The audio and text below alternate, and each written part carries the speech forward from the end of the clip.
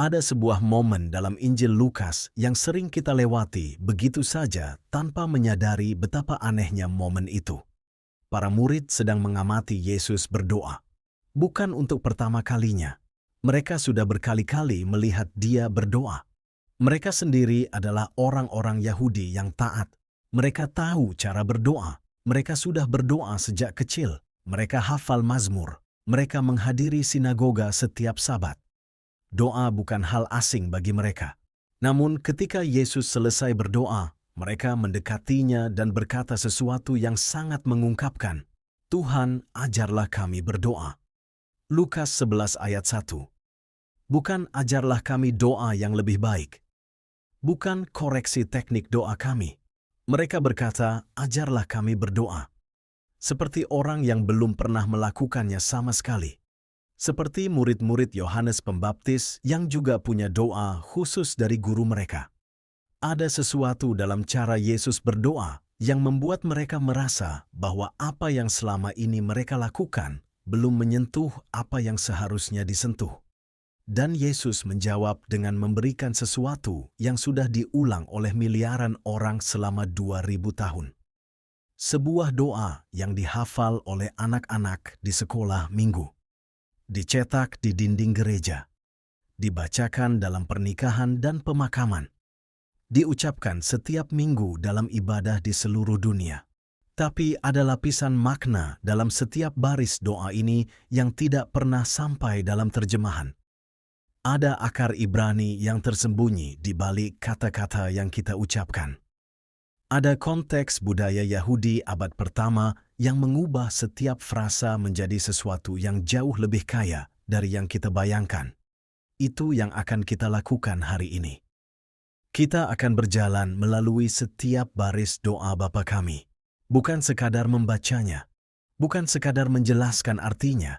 Kita akan menggali ke bawah, ke dalam tanah tempat kata-kata itu tumbuh, dan melihat apa yang selama ini tersembunyi tepat di depan mata kita.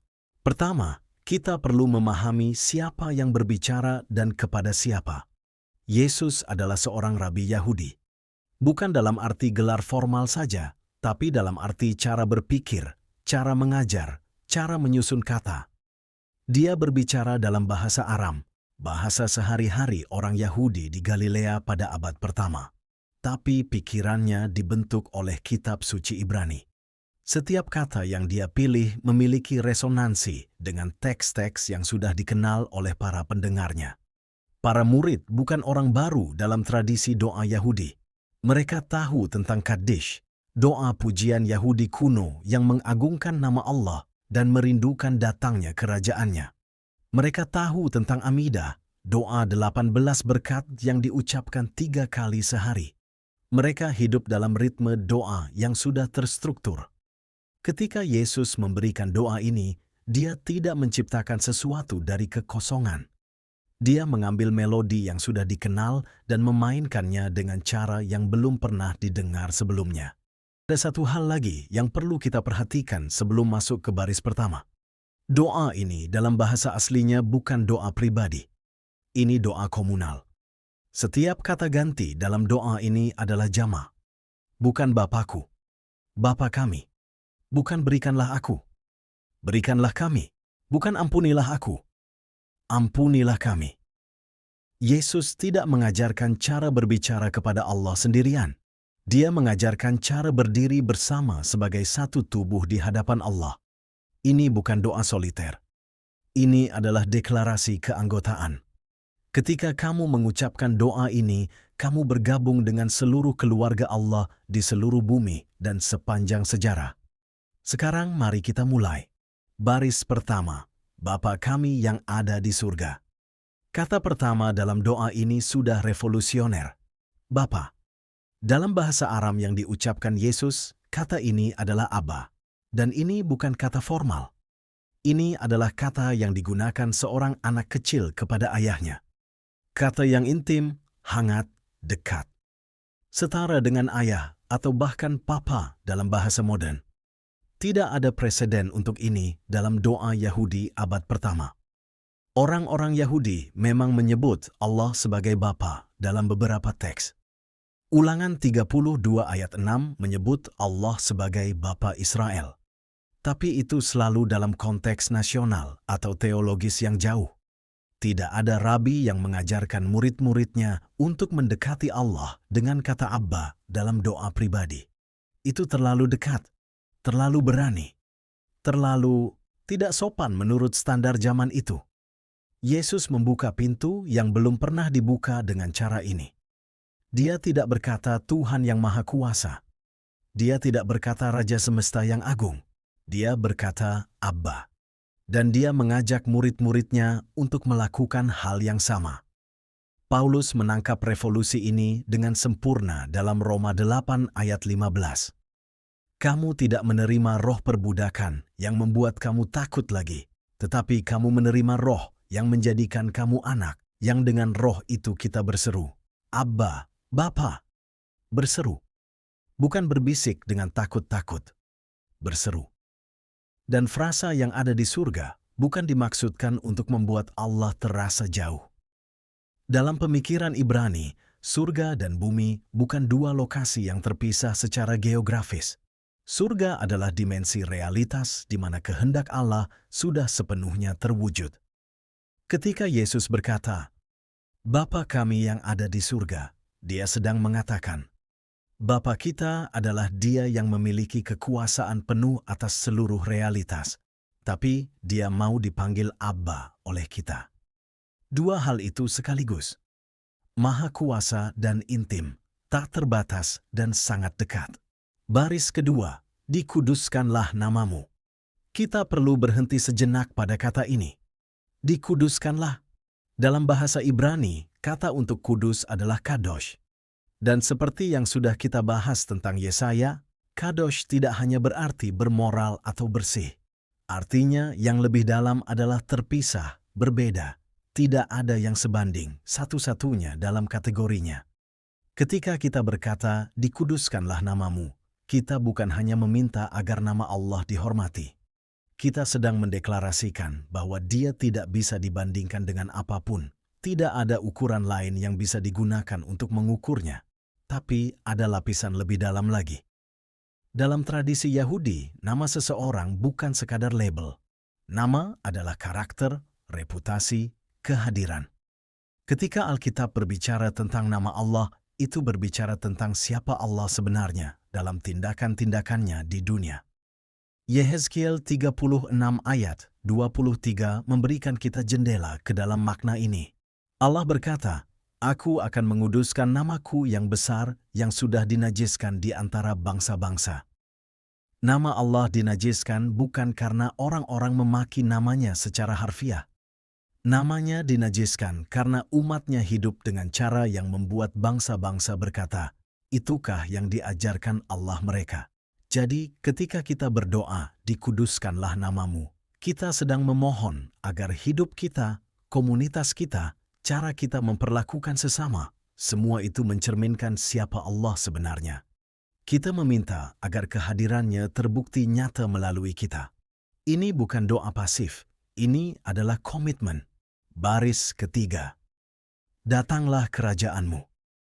Inilah baris yang paling sering disalahpahami dalam seluruh doa ini. Kebanyakan orang mendengar datanglah kerajaanmu dan berpikir tentang akhir zaman. Tentang Yesus yang datang kembali. Tentang surga yang turun ke bumi suatu hari nanti. Dan itu bukan salah. Tapi itu hanya setengah dari gambar. Konteks Yahudi abad pertama sangat membantu di sini. Orang-orang Yahudi pada masa Yesus hidup di bawah pendudukan Romawi. Mereka tidak punya raja sendiri. Herodes adalah boneka Roma. Para imam besar berkolaborasi dengan penjajah. Setiap hari mereka melihat kekuatan manusia yang menindas, korup, dan kejam berkuasa atas kehidupan mereka. Kerinduan mereka akan kerajaan Allah bukan konsep teologis yang abstrak. Itu adalah doa yang lahir dari penderitaan nyata. Kapan Allah akan datang dan menegakkan keadilan yang sesungguhnya? Kapan penindasan akan berakhir? Kapan yang benar akan menang? Yesus tidak mengabaikan kerinduan itu. Dia mengajarkan murid-muridnya untuk mendoakannya. tapi dia juga sudah mendeklarasikan sesuatu yang mengejutkan di awal pelayanannya. Markus 1 ayat 15. Waktunya telah genap. Kerajaan Allah sudah dekat. Bertobatlah dan percayalah kepada Injil. Sudah dekat. Bukan hanya akan datang, sudah mulai masuk. Dalam teologi kerajaan Allah ada istilah yang digunakan para sarjana. Sudah, tapi belum. Kerajaan Allah sudah datang dalam diri Yesus, dalam setiap orang yang disembuhkan, dalam setiap orang yang dibebaskan, dalam setiap tindakan kasih dan keadilan. Tapi kerajaan itu belum sepenuhnya terwujud. Masih ada penderitaan, masih ada ketidakadilan, masih ada kematian. Ketika kita berdoa, datanglah kerajaan-Mu, kita berdoa untuk kedua hal itu sekaligus. Kita memohon agar kerajaan itu datang lebih penuh hari ini, dalam kehidupan kita, dalam komunitas kita, dalam dunia kita. Dan kita merindukan hari ketika kerajaan itu datang sepenuhnya, ketika tidak ada lagi air mata, tidak ada lagi kematian, tidak ada lagi yang terbuang dan terlupakan. Ini bukan doa orang yang pasif menunggu. Ini adalah doa orang yang aktif berpartisipasi dalam apa yang Allah sedang kerjakan. Baris keempat. Jadilah kehendak-Mu di bumi seperti di surga. Baris ini terhubung langsung dengan baris sebelumnya dan sering diperlakukan sebagai pengulangan. Tapi ini bukan pengulangan, ini penjelasan. Di surga, kehendak Allah sudah sepenuhnya terwujud. Tidak ada perlawanan di sana. Tidak ada agenda lain yang bersaing. Tidak ada yang berkata, ya, tapi aku mau caraku sendiri. Apa yang Allah kehendaki, itu yang terjadi. Dengan penuh sukacita dan tanpa gesekan. Kita berdoa agar bumi menjadi seperti itu. Tapi ada sesuatu yang lebih pribadi di sini yang kita sering lewatkan. Yesus sendiri mengucapkan kata-kata yang sangat mirip di Taman Getsemani. Matius 26 ayat 39. Ya Bapakku, jikalau sekiranya mungkin, biarlah cawan ini lalu dari hadapanku. Tetapi janganlah seperti yang aku kehendaki, melainkan seperti yang Engkau kehendaki. Jadilah kehendak-Mu. Yesus tidak mengajarkan doa yang tidak pernah Dia doakan sendiri. Dia mengajak kita masuk ke dalam penyerahan yang sama, penyerahan yang Dia praktikkan di momen paling gelap dalam hidupnya. Ini bukan doa kelemahan. Ini adalah doa kepercayaan tertinggi. Ini mengatakan, aku percaya bahwa kehendak-Mu lebih baik dari kehendakku, bahkan ketika aku tidak bisa melihat bagaimana. Jika video ini mulai membuka sesuatu yang belum pernah kamu lihat sebelumnya dalam doa yang sudah kamu hafal bertahun-tahun, bantu kami menjangkau lebih banyak orang. Subscribe, tinggalkan komentar, dan bagikan kepada seseorang yang kamu rasa perlu mendengar ini. Itulah cara orang-orang menemukan konten ini. Terima kasih sudah ada di sini. Baris kelima. Berikanlah kami pada hari ini makanan kami yang secukupnya. Ini adalah baris yang terdengar paling sederhana. Dan justru karena itu, kita paling mudah melewatkan kedalamannya. Kata yang diterjemahkan sebagai secukupnya, atau dalam beberapa terjemahan yang perlu berasal dari kata Yunani epiousios. Dan ini adalah salah satu kata paling misterius dalam seluruh Perjanjian Baru. Kata ini hampir tidak muncul dimanapun dalam literatur Yunani kuno, selain dalam doa ini. Origen, seorang teolog awal abad ketiga, bahkan menyarankan bahwa kata ini mungkin diciptakan sendiri oleh para penulis Injil untuk menangkap sesuatu yang tidak ada padanannya dalam bahasa Yunani. Ada 3 interpretasi utama dari kata ini. Pertama, roti untuk hari ini, hanya untuk hari ini, tidak lebih. Kedua, roti yang diperlukan, roti yang cukup untuk kebutuhan dasar. Ketiga, dan ini yang paling menarik, roti dari dunia yang akan datang, roti eskatologis, roti yang melambangkan kelimpahan kerajaan Allah. Kemungkinan besar Yesus bermaksud semua 3 lapisan itu sekaligus. Kita berdoa untuk kebutuhan fisik hari ini. Tapi kata roti dalam tradisi Yahudi membawa resonansi yang jauh lebih kaya. Roti adalah manna di padang gurun, makanan yang Allah berikan setiap hari kepada Israel yang mengembara. Tidak boleh ditimbun, harus dipercayakan hari demi hari. Keluaran 16 mengajarkan bahwa ketika orang-orang mencoba menyimpan manna untuk hari berikutnya, manna itu membusuk. Allah tidak memberikan manna untuk sebulan sekaligus. Dia memberikannya setiap hari. Bukan karena Dia tidak mampu memberikan lebih, tapi karena Dia ingin umatnya belajar bergantung kepadanya setiap hari baru. Ketika Yesus mengajarkan kita untuk berdoa, "Berikanlah kami hari ini," Dia sedang mengundang kita masuk ke dalam ritme ketergantungan harian itu. Bukan kecemasan, bukan penimbunan, bukan ilusi bahwa kita bisa mengatur hidup kita sendiri tanpa Allah. Hanya kepercayaan. Setiap hari, satu hari sekaligus. Baris ke-6. Ampunilah kami akan kesalahan kami, seperti kami juga mengampuni orang yang bersalah kepada kami. Ini adalah satu-satunya baris dalam seluruh doa ini, di mana Yesus menambahkan kondisi. Perhatikan strukturnya. Bukan hanya ampunilah kami, tapi ampunilah kami seperti kami mengampuni. Pengampunan yang kita terima terhubung dengan pengampunan yang kita berikan. Yesus sangat serius tentang hal ini. Dia menggarisbawahinya tepat setelah memberikan doa ini. Matius 6 ayat 14-15. Karena jikalau kamu mengampuni kesalahan orang, Bapamu yang di surga akan mengampuni kamu juga. Tetapi jikalau kamu tidak mengampuni orang, Bapamu juga tidak akan mengampuni kesalahanmu. Tidak ada ayat lain dalam seluruh khotbah di bukit yang mendapat penjelasan tambahan seperti ini. Yesus tahu ini akan sulit. Dia tahu ini adalah baris yang akan kita baca dan ingin kita lewati. Kata Yunani untuk kesalahan di sini adalah ophailema, yang secara harfiah berarti hutang. Ini bukan hanya dosa dalam arti moral abstrak. Ini adalah gambaran transaksi. Kita berhutang kepada Allah. Kita tidak bisa membayarnya, dan kita memohon agar hutang itu dihapuskan. Tapi gambaran itu langsung dilanjutkan. Dan kita menghapuskan hutang orang-orang yang berhutang kepada kita. Yesus pernah menceritakan perumpamaan tentang seorang hamba yang berhutang 10.000 talenta kepada rajanya. Jumlah yang mustahil dilunasi dalam 1.000 tahun sekalipun. Raja itu mengampuninya sepenuhnya, menghapus seluruh hutang, dan hamba itu langsung keluar dan mencekik temannya yang berhutang 100 dinar kepadanya. Jumlah yang kecil. Jumlah yang bisa dilunasi dalam beberapa bulan. Matius 18 ayat 32-33.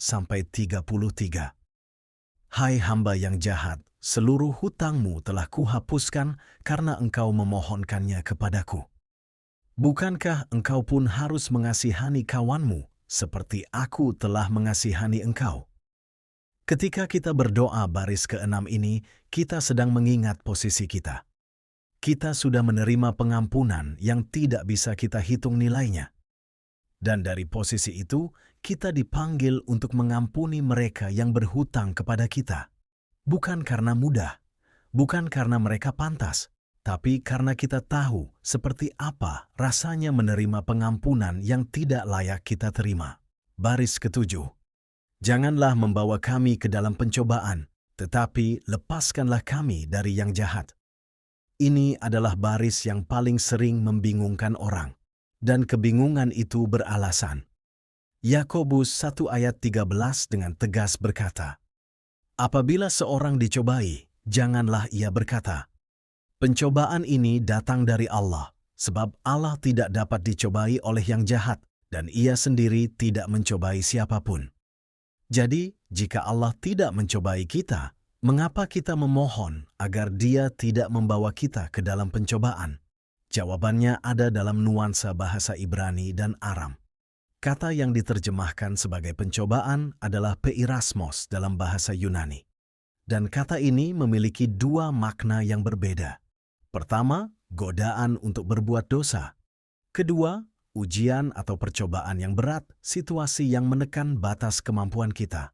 Allah tidak pernah menggoda kita untuk berbuat dosa. Tapi Allah memang membawa umatnya melalui ujian. Abraham diuji, Ayub diuji, seluruh Israel diuji di padang gurun. Yesus sendiri dibawa oleh Roh ke padang gurun untuk diuji. Jadi doa ini bukan permintaan agar Allah tidak pernah mengizinkan situasi sulit. Ini adalah doa kerendahan hati. Ini adalah pengakuan bahwa kita tidak cukup kuat untuk menghadapi pencobaan sendirian. Kita berdoa, "Bapa, jangan biarkan aku masuk ke dalam situasi yang melebihi kekuatanku tanpa Engkau. Jangan biarkan aku berdiri sendirian di hadapan hal yang terlalu besar bagiku. Dan lepaskanlah kami dari yang jahat." Dalam teks Yunani sebenarnya bisa dibaca sebagai dari si jahat, bukan hanya dari kejahatan secara umum. Ini adalah doa perlindungan dari si penjahat, dari dia yang strategi utamanya adalah meyakinkan kita bahwa kita bisa menghadapi hidup tanpa Allah. Baris ke-8. Karena Engkaulah yang empunya kerajaan dan kuasa dan kemuliaan sampai selama-lamanya. Amin. Ada sesuatu yang perlu kita ketahui tentang baris terakhir ini. Baris ini tidak ada dalam manuskrip Yunani paling awal dari Injil Matius. Kebanyakan terjemahan modern menaruhnya dalam catatan kaki atau tanda kurung. Ini kemungkinan besar adalah doksologi liturgis, penutup yang ditambahkan oleh komunitas Kristen awal yang menggunakan doa ini dalam ibadah mereka. Tapi justru di sini kita melihat sesuatu yang indah tentang bagaimana doa ini hidup. Komunitas awal tidak hanya menghafal doa ini. Mereka hidup dengan doa ini. Mereka menggunakannya dalam ibadah, dalam pengajaran, dalam penutupan doa bersama. Dan mereka menambahkan penutup yang menghubungkan doa ini kembali ke akarnya dalam tradisi Yahudi. Karena Engkaulah yang empunya kerajaan. Ini adalah gema dari doa Kaddish, doa Yahudi kuno yang mendoakan datangnya kerajaan Allah. Ini adalah gema dari Mazmur 145 ayat 13. Kerajaanmu ialah kerajaan segala abad, dan pemerintahanmu tetap melalui segala keturunan. Doa Bapa kami tidak berakhir dengan permintaan. Doa ini berakhir dengan deklarasi. Kita mulai dengan siapa Allah adalah bagi kita, Abba, Bapa. Dan kita mengakhirinya dengan siapa Allah adalah atas segalanya, Raja, berkuasa, mulia, selama-lamanya. Lingkaran itu tertutup, intim dan kosmik sekaligus, personal dan universal sekaligus. Jadi, apa yang kita lihat ketika kita berjalan melalui doa ini baris demi baris? Kita melihat bahwa ini bukan formula. Ini bukan mantra yang bekerja secara otomatis jika kita mengucapkan kata-kata yang benar dengan nada yang benar. Yesus sendiri memperingatkan tepat sebelum memberikan doa ini tentang orang-orang yang berpikir mereka akan didengar karena banyak kata-kata mereka. Matius 6 ayat 7. Doa Bapa kami adalah peta, bukan jalan tol. Setiap baris mengajarkan kita orientasi, bukan formula. Baris pertama mengajarkan kita dengan siapa kita berbicara dan dalam hubungan apa. Baris kedua dan ketiga dan keempat mengajarkan kita untuk mulai dari Allah sebelum kita mulai dari kebutuhan kita. Baris kelima mengajarkan kita ketergantungan harian. Baris keenam mengajarkan kita bahwa menerima dan memberi tidak bisa dipisahkan. Baris ketujuh mengajarkan kita kerendahan hati tentang kekuatan kita sendiri. Dan baris terakhir mengajarkan kita untuk mengakhiri di mana kita mulai, pada kebesaran Allah. Ada seorang sarjana perjanjian baru bernama N.T. Wright yang pernah menulis bahwa doa Bapa kami adalah seluruh Injil dalam bentuk doa. Dan ketika kamu melihat akar Ibraninya, ketika kamu melihat konteks Yahudi abad pertama yang membentuknya, ketika kamu melihat bagaimana setiap baris bergema dengan kitab suci yang sudah ada sebelumnya, kamu mengerti mengapa dia berkata demikian. Ini bukan doa untuk pemula. Ini adalah doa yang bisa kamu doakan selama 50 tahun dan masih menemukan kedalaman baru di dalamnya. Mungkin inilah mengapa para murid meminta Yesus mengajari mereka berdoa, meski mereka sudah berdoa seumur hidup. Mereka melihat bahwa ada cara untuk berbicara kepada Allah yang bukan hanya tentang mengucapkan kata-kata yang benar. Ada cara untuk berdoa yang membentuk ulang cara kamu melihat Allah, cara kamu melihat dirimu sendiri, cara kamu melihat orang-orang di sekitarmu. Doa Bapa kami adalah cara itu. Dan 2000 tahun kemudian, setiap kali seseorang berdoa doa ini dengan sungguh-sungguh Dengan sadar, dengan mengerti apa yang sedang mereka ucapkan, mereka bergabung dengan barisan panjang orang-orang yang sudah berdiri di tempat yang sama. Murid-murid di Galilea, jemaat mula-mula di Roma dan Efesus dan Korintus, para martir dalam penjara Romawi, para bapak gereja, reformator, misionaris, orang-orang biasa yang berlutut di kamar tidur mereka di tengah malam ketika kata-kata mereka sendiri sudah habis. Bapa kami yang ada di surga. Kata pertama sudah mengatakan segalanya. Kita bukan sendirian. Kita tidak berbicara ke langit-langit kosong. Kita berbicara kepada Bapa. Dan Dia mendengar. Jika video ini membuka sesuatu dalam doa yang sudah kamu hafal bertahun-tahun, hal terbesar yang bisa kamu lakukan adalah subscribe, tinggalkan komentar meski hanya satu kata, dan bagikan video ini kepada seseorang yang kamu rasa perlu melihatnya. Itulah cara orang-orang menemukan konten ini. Kami bergantung pada kamu untuk menyebarkannya. Tolong doakan kami juga. Tuhan memberkatimu.